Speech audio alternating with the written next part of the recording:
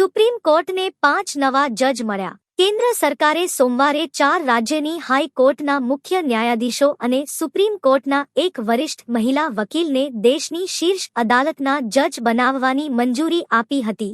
પ્રાપ્ત વિગતો મુજબ કેન્દ્રીય કાનૂન અને ન્યાય મંત્રી અર્જુન મેઘવાલે પોતે આ જાણકારી જાહેર કરી હતી. આ પહેલા એક વટહુકમ મારફતે સુપ્રીમમાં જજની સંખ્યા 34થી વધારીને 38 કરવામાં આવી હતી. હવે સુપ્રીમમાં 37 જજ કાર્યરત છે. સુપ્રીમ કોર્ટ કોલેજિયમે સિનિયર એડવોકેટ વી મોહના, પંજાબ હરિયાણા હાઈકોર્ટના મુખ્ય ન્યાયાધીશ શીલ નાગુ, બોમ્બે હાઈકોર્ટના મુખ્ય ન્યાયાધીશ શ્રી ચંદ્રશેખર, મધ્ય પ્રદેશ હાઈકોર્ટના મુખ્ય ન્યાયાધીશ સંજીવ સચદેવા અને જમ્મુ કાશ્મીર હાઈકોર્ટના મુખ્ય ન્યાયાધીશ જસ્ટિસ અરુણ પલ્લીના નામની જાહેર કરી હતી, જેને કેન્દ્ર સરકાર દ્વારા મંજૂરી આપવામાં આવી છે.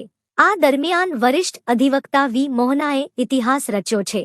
જસ્ટિસ ઇન્દુ મલ્હોત્રા બાદ દેશના ઇતિહાસમાં માત્ર બીજા મહિલા વકીલ બન્યા છે જેઓને વકીલમાંથી સીધા સુપ્રીમના જજ બનાવવામાં આવ્યા છે. તેઓ સુપ્રીમ કોર્ટના ઇતિહાસમાં 12મા મહિલા ન્યાયાધીશ બન્યા છે. તેઓ જૂન 2031માં નિવૃત્ત થશે.